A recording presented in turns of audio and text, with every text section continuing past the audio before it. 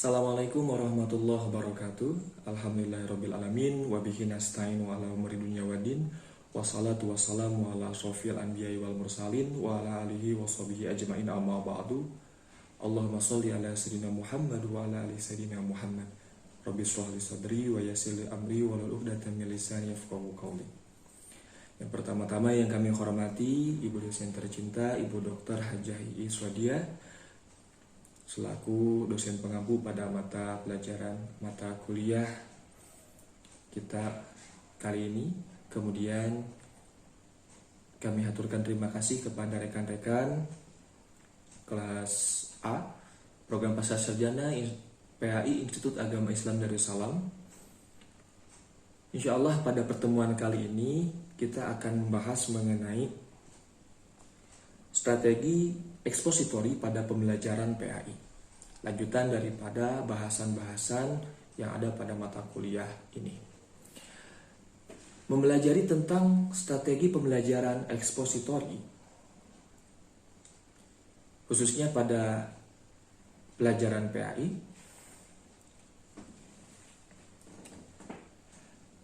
menurut Roy Killen, dalam buku Hamruni menamakan strategi ekspositori ini dengan istilah strategi pembelajaran langsung.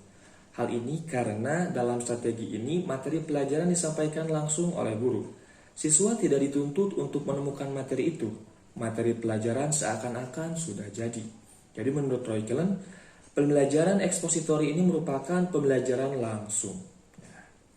Untuk selanjutnya, kita perhatikan mengenai poin-poin yang ada pada PowerPoint text pada layar. Bahwasanya istilah ekspositori ini berasal daripada konsep eksposisi, yang mana berarti memberikan penjelasan. Dalam konteks pembelajaran, ekspositori merupakan strategi yang dilakukan guru untuk mengatakan atau menjelaskan fakta-fakta, gagasan-gagasan, dan informasi-informasi penting lainnya kepada para pembelajar.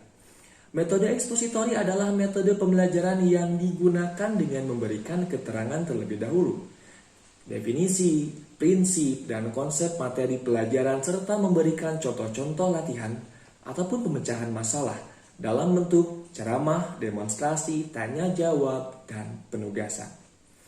Siswa mengikuti pola yang ditetapkan oleh guru secara cermat. Penggunaan metode ekspositori merupakan metode pembelajaran yang mengarah kepada tersampaikannya isi pelajaran kepada siswa secara langsung. Nah, dari paparan ini dapat dijelaskan bahwa strategi ekspositori adalah metode pembelajaran yang digunakan oleh guru atau pendidik secara ataupun dengan cara memberikan penjelasan terlebih dahulu. Nah, penjelasan ini bisa berupa definisi, ataupun berupa prinsip, ataupun berupa konsep dan materi pelajaran. Ya, kemudian memberikan contoh-contoh latihan dalam pemecahan masalah. Adapun bentuknya bisa menggunakan ceramah, bisa menggunakan demonstrasi, tanya jawab, dan juga penugasan. Itu mungkin konsep strategi pembelajaran ekspositori secara ringkas. Selanjutnya, di sini kita bahas tentang tujuan pembelajaran ekspositori. Ada 4 tujuan yang kami rangkum. Di antara yang pertama adalah tujuan utama dalam pembelajaran ekspositori adalah memindahkan pengetahuan, keterampilan, dan nilai-nilai kepada siswa. Kita sebagai guru memberikan transfer ilmu kepada peserta didik. Baik itu transfer ilmu melalui ataupun berupa pengetahuan, knowledge, ataupun keterampilan, life skill, ataupun nilai-nilai dari guru kepada peserta didik. Untuk selanjutnya, yang kedua adalah penyampaian materi disampaikan secara verbal. Artinya, bertutur secara lisan merupakan alat utama dalam melakukan strategi ini. Jadi, dituntut seorang guru dalam menyampaikan pembelajaran menggunakan metode ekspositori ini. Pembelajaran dilakukan dengan lisan ataupun dengan verbal dari guru tersebut. Tujuan yang ketiga, materi pelajaran yang disampaikan adalah materi pelajaran yang pada umumnya telah jadi. Jadi materi yang sudah disiapkan terlebih dahulu, kemudian materinya memang konkret, jadi tidak abstrak. Jadi ketika dipelajari oleh siswa pun materinya sudah benar-benar matang, sudah benar-benar khusus gitu. Kemudian tujuan utama dari pembelajaran ini adalah penguasaan materi itu sendiri. Diharapkan peserta didik ataupun siswa dapat menguasai materi yang diajarkan oleh guru. Misalkan guru mengajarkan tentang rukun iman. Disebutkan ada berapa rukun iman, iman kepada apa saja. Nah, setelah pembelajaran diharapkan peserta didik itu tahu bahwa rukun iman itu ada berapa, di antaranya iman kepada apa saja. Selanjutnya akan dibahas tentang prinsip-prinsip pembelajaran ekspositori, kemudian tahapan-tahapan pembelajaran ekspositori, serta rancangan pembelajaran PAI dengan strategi ekspositori. Pembahasan tersebut akan dijelaskan oleh rekan Ilham Fadlil. Kepada beliau disilahkan. Kemudian selanjutnya yaitu prinsip-prinsip strategi pembelajaran ekspositori. Yang pertama berorientasi pada tujuan.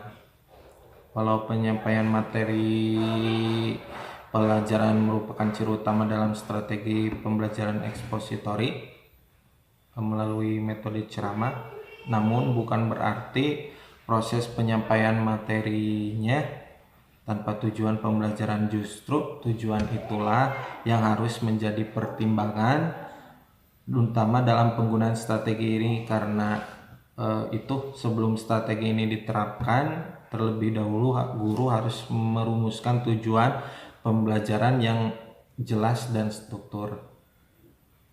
Yang kedua yaitu prinsip komunikasi. Proses pembelajaran dapat dikatakan sebagai proses komunikasi yang menunjuk pada proses penyampaian pesan dari seseorang kepada seseorang atau sekelompok orang.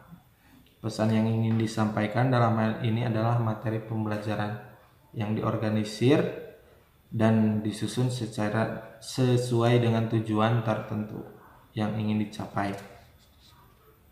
Dalam proses komunikasi, guru ibaratkan sebagai sumber pesan dan siswa sebagai penerima pesannya. Yang ketiga, prinsip kesiapan. Dalam teori belajar koneksionisme, kesiapan merupakan salah satu hukum belajar. Inti dari hukum belajar ini, setiap individu akan merespon dengan cepat setiap stimulus, manakala dalam dirinya sudah memiliki kesiapan.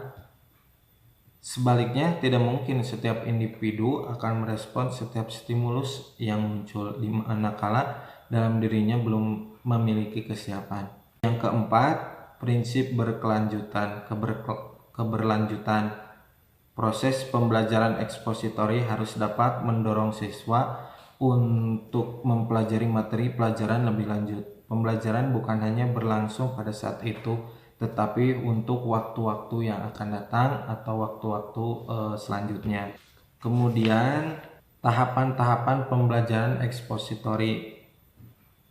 Nah, setiap guru yang akan menggunakan strategi ini harus melalui tahapan-tahapan. Antara lain, pertama, rumuskan tujuan yang ingin dicapai. Jadi tujuan yang ingin dicapai itu harus dirumuskan dalam bentuk perubahan tingkah laku yang spesifik yang berorientasi pada hasil belajar. Melalui tujuan yang jelas, selain dapat membimbing siswa dalam menyimak materi pembelajaran, juga akan diketahui efektivitas dan efisien penggunaan strategi ini. Kemudian, kuasai materi pembelajaran dengan baik. Penguasaan materi yang sempurna akan menimbulkan kepercayaan diri bagi guru dalam menghadapi para siswa. Ya, guru akan mudah mengelola kelas. Ia akan bebas bergerak dan menyampaikan dan berani menatap siswa. Tidak takut dengan perilaku-perilaku siswa yang mengganggu jalannya proses pembelajaran. Ketiga, kenali medan dan berbagai hal yang dapat mempengaruhi proses penyampaian. Pengenalan medan yang baik memungkinkan guru dapat mengantisipasi berbagai kemungkinan yang dapat mengganggu dalam proses pembelajaran. Penyajian materi pembelajaran juga yang perlu dikenali adalah satu, latar belakang audiens atau siswa yang akan menerima materi pelajaran, misal kemampuan dasar, pengalaman belajar siswa sesuai dengan materi yang disampaikan tentunya. Minat dan gaya belajar siswa juga harus dikenali oleh guru. Kedua, kondisi ruangan baik menyangkut luar dan besarnya ruangan, pencahayaan, kemudian posisi tempat duduk maupun kelengkapan ruangan itu sendiri. Ada beberapa langkah penerapan strategi eksposisi, yaitu tadi telah disampaikan. Satu, persiapan.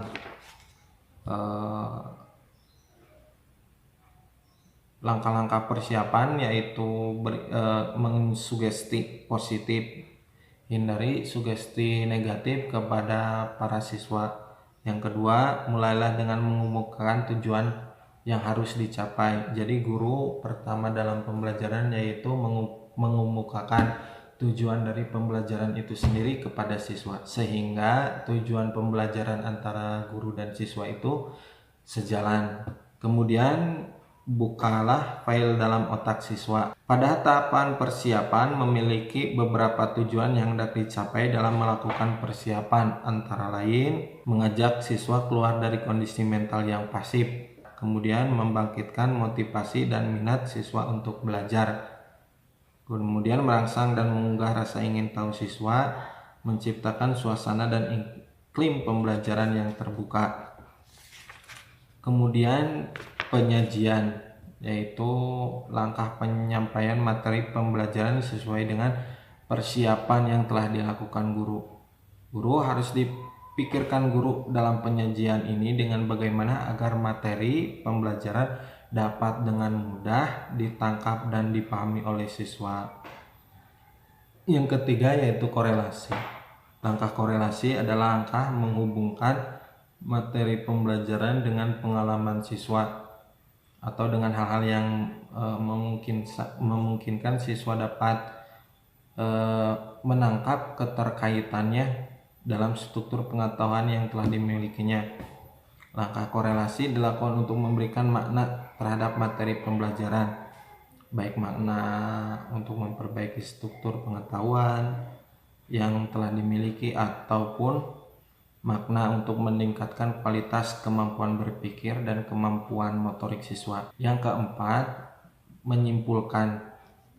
Menyimpulkan adalah tahap untuk memahami inti dari materi pembelajaran yang telah disajikan. Langkah menyimpulkan merupakan langkah yang sangat penting dalam strategi ekspositori, sebab melalui langkah menyimpulkan siswa akan dapat mengambil intisari dari proses penyajian. Yang kelima, mengaplikasikan. Mengaplikasikan adalah langkah untuk kemampuan siswa setelah mereka menyimak penjelasan dari guru.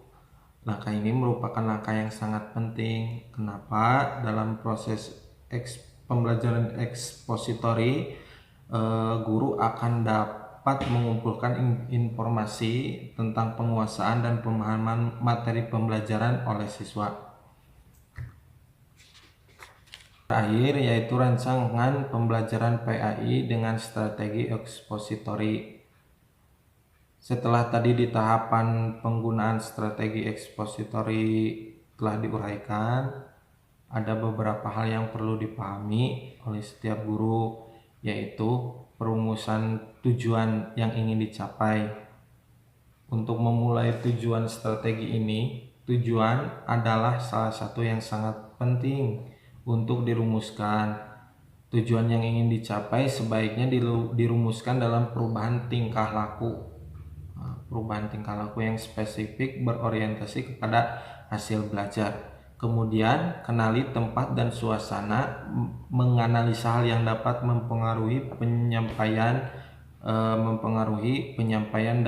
pembelajaran. Tentunya pengenalan tempat dan suasana yang baik memungkinkan guru untuk dapat beradaptasi beberapa kemungkinan yang mengganggu proses penyajian pembelajaran, yaitu beberapa hal yang berhubungan dengan medan harus dikenali, yaitu kondisi siswa, kemudian kondisi ruangan, pencahayaan, dan sebagainya.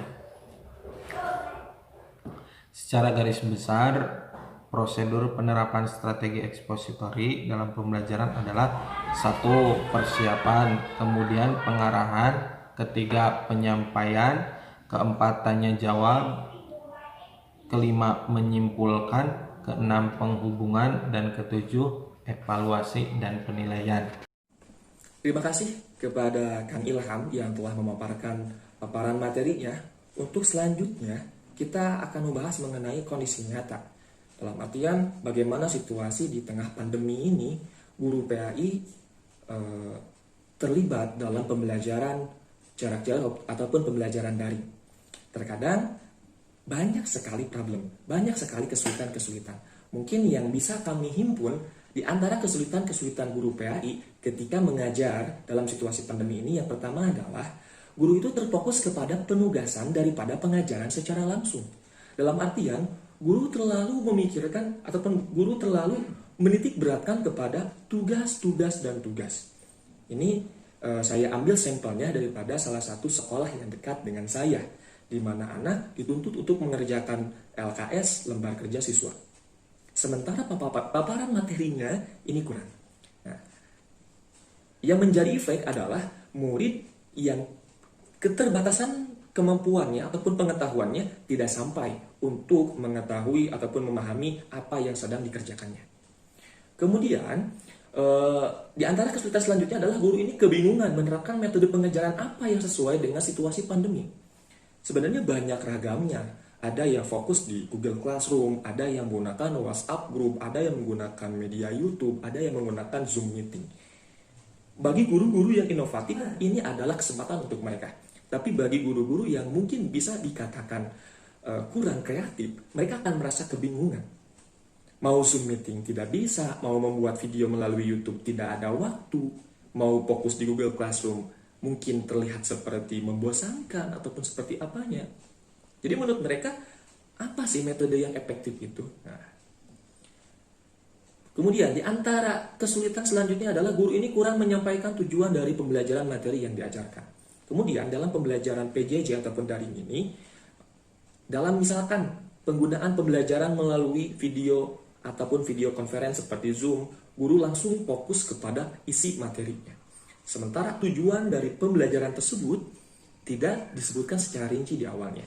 Mungkin husnudon saya itu dikarenakan waktu yang tidak terlalu lama. Jadi guru menitik beratkan kepada isi materinya saja. Padahal tujuan dari pembelajaran ini sangatlah penting. Kemudian selanjutnya, di antara kesulitan yang ditemukan oleh guru PAI itu adalah kurangnya korelasi materi. Ya, materi sebelumnya dengan materi yang diajarkan kemudian. Misalkan contohnya yang pernah dialami oleh diri saya pribadi. Ya. Ketika saya mengajar daring, ada hal yang mungkin bisa dikatakan saya keliru. Saya kurang mampu mengkorelasikan antar materi. Bahkan ada kesalahan. Misalkan harusnya kalau misalkan kita mengajar rukun iman yang kelima dulu, baru rukun iman yang keenam. Sah-sah saja kita mengajar rukun iman yang keenam, baru rukun iman yang kelima. Tetapi ketika dalam situasi yang seperti ini, mengkorelasikannya mungkin yang akan menjadi sulit. Siswa terbiasa belajar dari yang runtut, dari 1 sampai 6, dari yang rukun iman kelima, baru rukun iman keenam, baru bisa dijelaskan. Dari berbagai macam kesulitan ini, sebenarnya masih banyak kesulitan-kesulitan ataupun problem-problem lain. Dan teman-teman pun mungkin mengalaminya sendiri, ya, mengalaminya sendiri dalam pembelajaran daringnya. Nah, dari implementasi teori berdasarkan paparan-paparan sebelumnya, dalam metode strategi atau dalam penerapan strategi ekspositori ini, kami memberikan solusinya. Kami memberikan sedikit jalan keluarnya. Fokus utama dalam strategi ekspositori adalah pembelajaran langsung melalui verbal, baik itu dengan metode ceramah ataupun dengan metode demonstrasi. Maka perkaya metode ini oleh guru. Perkuat metode ini dalam setiap pembelajaran daringnya. Jangan saja daring itu, ayo anak-anak baca modul, ayo anak-anak searching saja, ayo anak-anak kerjakan ini, kerjakan itu, sementara guru tidak menyampaikan pesan daripada materinya tersebut. Ya. Maka implementasi yang pertama ataupun dari solusi ini, guru PAI itu harus kreatif dalam memberikan beragam metode dalam mengajar. Ya. Boleh Google Classroom, boleh WhatsApp Group, boleh YouTube, boleh Zoom, semuanya dikolaborasikan. Metodenya boleh ekspositori, boleh metode-metode yang lainnya, asalkan guru PAI bisa kreatif. Karena dalam situasi yang seperti ini, di situasi yang serba sulit ini, kita menginginkan hasil dari pembelajaran yang terbaik pula. Maka jangan lupakan mungkin yang tadi saya sebutkan sejak awal, metode ekspositori. Selanjutnya, guru PAI mesti menguasai iptek. Karena situasi pandemi menuntut pendidik mengajar secara jarak jauh ataupun daring. Banyak sekali sebenarnya di internet mengenai webinar-webinar pelatihan bagi guru-guru. Sebenarnya itu menguntungkan untuk guru-guru itu sendiri. Ketika kita mengikuti webinar, bagaimana pelaksanaan belajar daring, sesungguhnya itu membuat kita belajar untuk lebih maju. Untuk bisa menyesuaikan lagi dengan zaman. Bahwasanya belajar tatap muka tidak hanya di kelas, tapi bisa pun secara jarak jauh menggunakan daring. Kemudian, guru PAI itu mesti menguasai materi ajarnya saat itu. Supaya apa? Supaya tujuan pembelajarannya bisa tersampaikan. Jangan sampai ketika materi yang sudah kita siapkan dalam penyampaiannya belum dikuasai. Terus, guru PAI patutlah pandai menghubungkan setiap materi ajarnya sehingga korelasi setiap materi bisa dimengerti oleh peserta didik. Ya. Menghubungkan dari materi satu dengan materi yang lainnya. Apa kesinambungannya, apa hubungannya, gitu. Harus pandai itu guru PAI. Kemudian dalam melaksanakan daring, penyampaian materi dengan ekspositori bisa lebih interaktif. Setelah guru menyampaikan materi atau mendemonstrasikan materi, kemudian guru mempersilakan peserta didik untuk aktif bertanya. Ketika Zoom meeting ataupun ketika pembelajaran melalui tatap muka secara jarak jauh ini, guru jangan hanya sebatas ceramah ataupun demonstrasi saja. Setelah kita selesai menyampaikan materi, izinkan anak-anak untuk bertanya. Nah, mungkin kita merasa tidak ada yang bertanya, murid-murid itu paham, tapi kan belum tentu. Nah, jadi diharapkan interaktif, murid ini bisa terlaksana. Tujuannya tadi, supaya murid ini bisa menguasai kepada materi. Nah, inilah merupakan tujuan utama dari pembelajaran ekspositori, seperti yang sudah saya sebutkan sebelumnya. Mungkin demikian penyampaian materi dari kami, kurang lebihnya mohon dimaafkan, semoga bermanfaat. Akhirul kalam, wassalamualaikum warahmatullahi wabarakatuh.